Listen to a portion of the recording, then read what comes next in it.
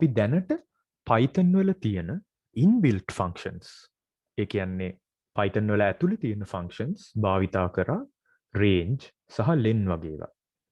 දැන් අපි බලමු වෙනත් විදිහේ function එකක් හදාගන්නේ කොහොමද කියලා.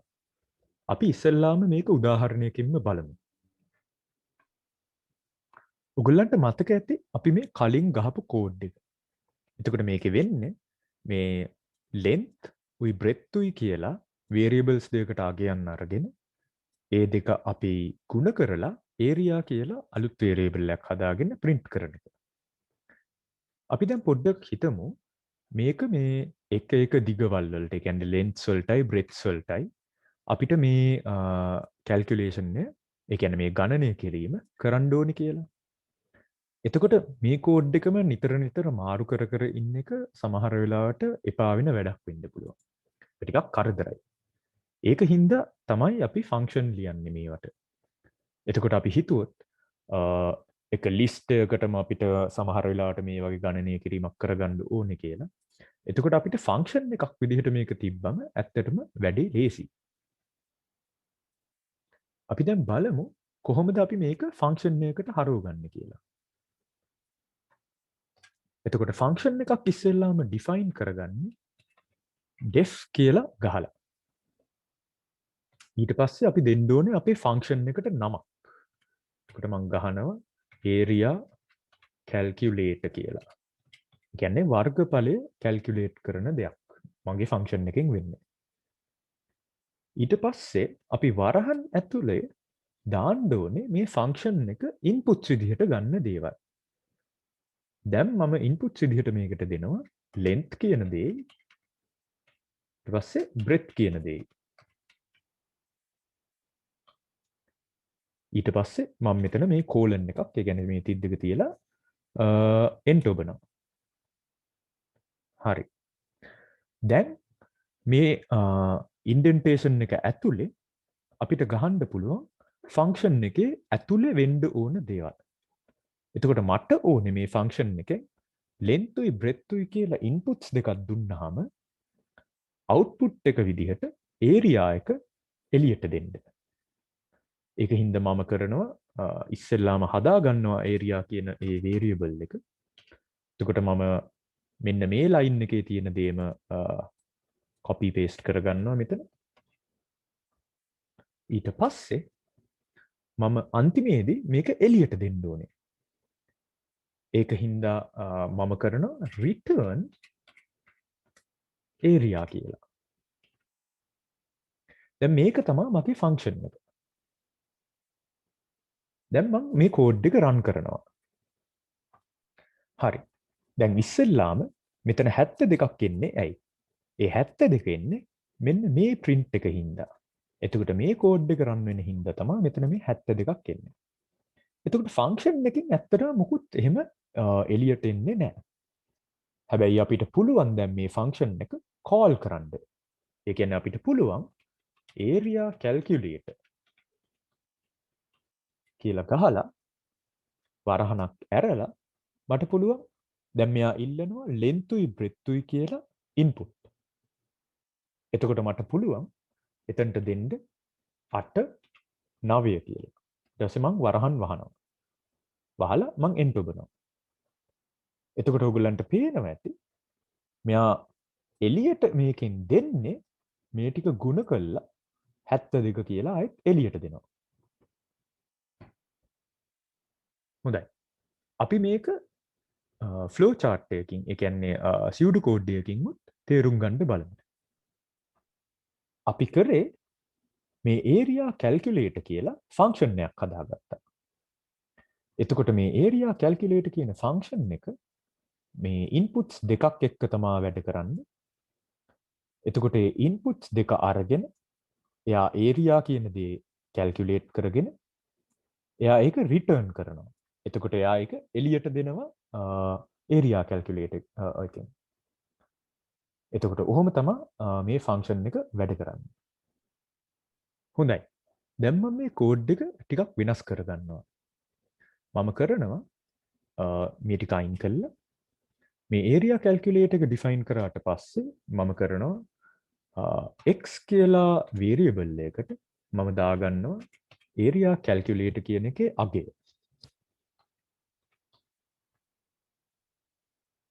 ඊට පස්සේ මම ඒකේ දිග සහ පළලට ඒ කියන්නේ length එකටයි breadth එකටයි මම දෙනවා 5යි 2යි කියලා. ඊට පස්සේ මම කරනවා print x ධන 7. දැන් මම මේ කෝඩ් එක රන් කරලා බලනවා. ඔයගලන්ට පේනවා මෙතන 17 කියලා එළියට එනවා.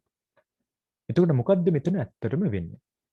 ඉස්සෙල්ලාම area calculator කියන එකෙන් මේ 5යි 2යි කියන ඒ length එකයි breadth එකයි මෙතන ගුණ කරලා ඒක area කියලා store කරගෙන එයා return කරනවා area එක 10යි කියලා.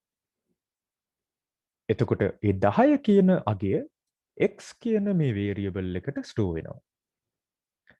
මේ return එකෙන් අපිට පුළුවන් එහෙම දෙයක් store කරන්න.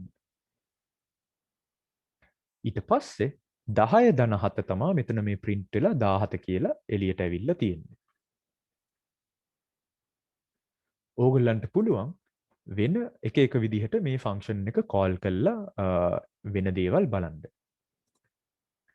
ඕගොල්ලන්ට පුළුවන් ඕනනම් ගැලපෙන්නේ නැති inputs දුන්නොත් මොකද්ද වෙන්නේ කියලා උත්සාහ කරලා බලන්න.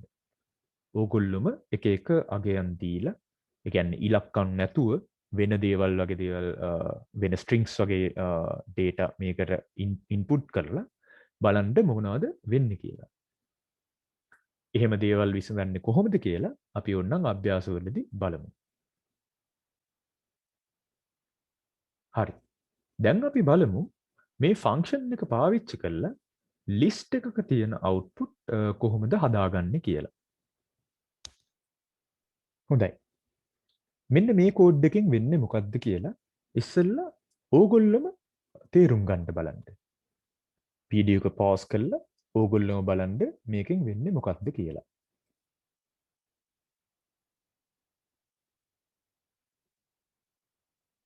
හොඳයි. අපි මේ කෝඩ් එක රන් කරලා බලමු.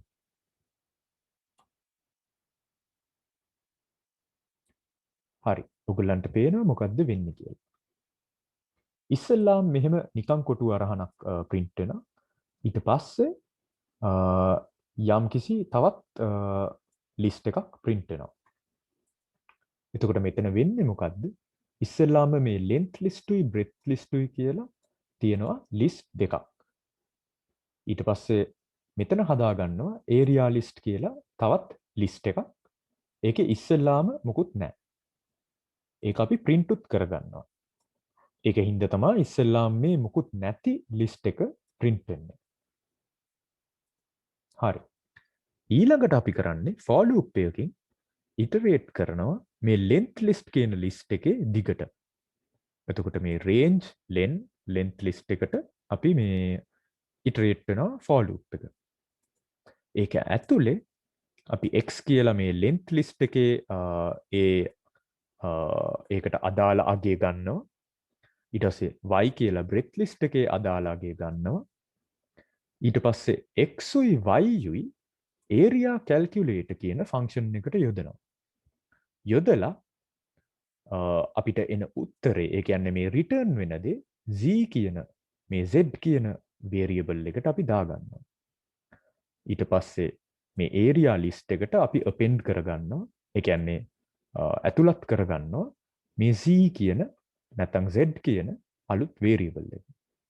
එතකොට මේ list එකට එකෙන් එක අපි මේ වර්ගඵලයවල් එකතු කරගන්නවා.